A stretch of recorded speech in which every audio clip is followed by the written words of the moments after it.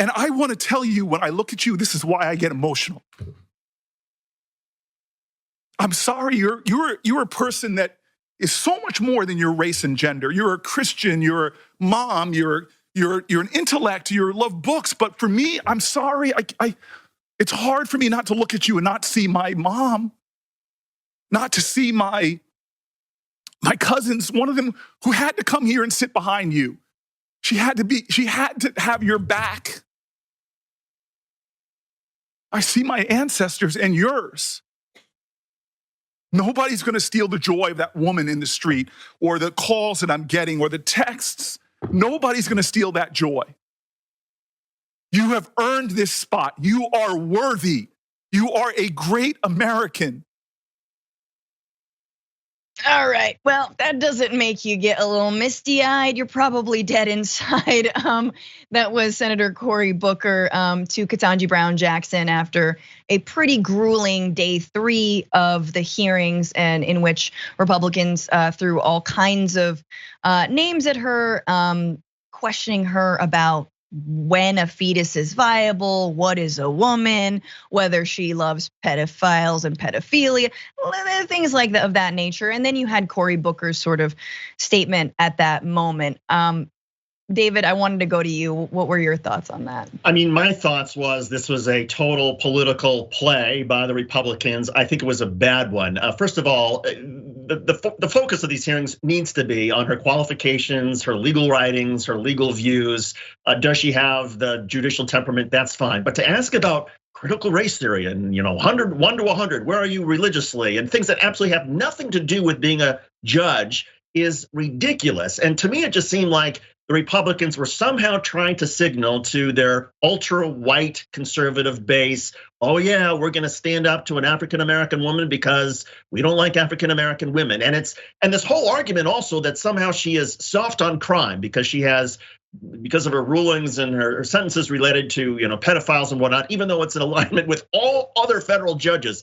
But this idea that Republicans would somehow try to say, oh yeah, we care now about somebody who's soft on crime, when the Republicans look the other way at Donald Trump, who tried to overthrow the US government. It doesn't make any sense, except if you buy the argument the Republicans are simply playing the race card because they're trying to appeal to their base. I think it's stupid, because I think African Americans particularly see this as a historic choice, as a monumental choice. And I think a lot of people who are African Americans who may be thinking, I'm maybe not so thrilled with the Democrats, they're gonna look at this and gonna say, I will never be part of the GOP. Yes, and I just gotta say, like Cory Booker, full disclosure, every time he speaks, I'm like, oh God, there's so much like grandstanding here, and I never really believe him. But I think that's just kind of who he is. Do you know what I mean? Like, we can't all come across super sincere, but Cory Booker really, he did have her back. And in like after being berated and barraged by all this, again, like you're saying, ridiculous questioning that is just red meat for their base. You finally had someone who, he was saying, you're more than just your race or gender, but also I'm gonna take this in, I'm soaking this moment in. And he basically said, I'm not going to let essentially my colleagues who are barking up all these wrong trees distract from honestly what I think is an incredible nomination, from your qualifications and from the historic nature of this. I think that had to be said. I think for Black Americans watching this, they needed it to be said. It's too bad that it had to be, I think, one of the few Black senators who had to say this. It should be every single senator saying things like this. I mean, you've got Ted Cruz bringing up children's books as evidence for what? Just anti-racist baby. Like, it's just, I mean, honestly, this is like green eggs and ham all over again.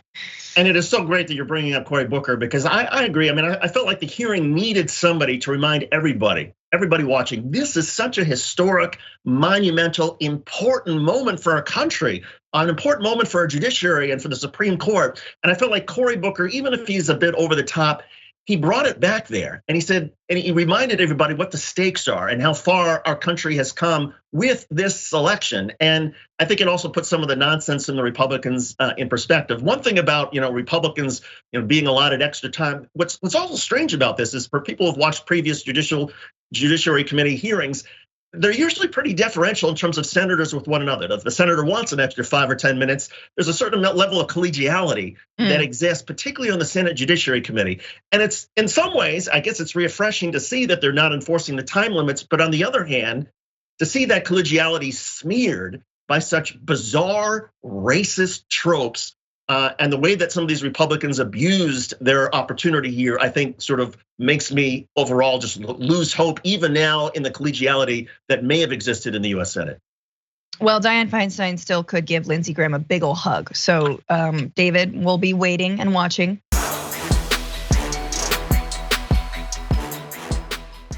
For more political news breakdowns, interviews, stories of activism, and me trying my hardest to care about the occasional big celebrity news story, subscribe to our YouTube channel at youtube.com/thedamagereport. And you can ring the bell wherever it is so you don't miss anything.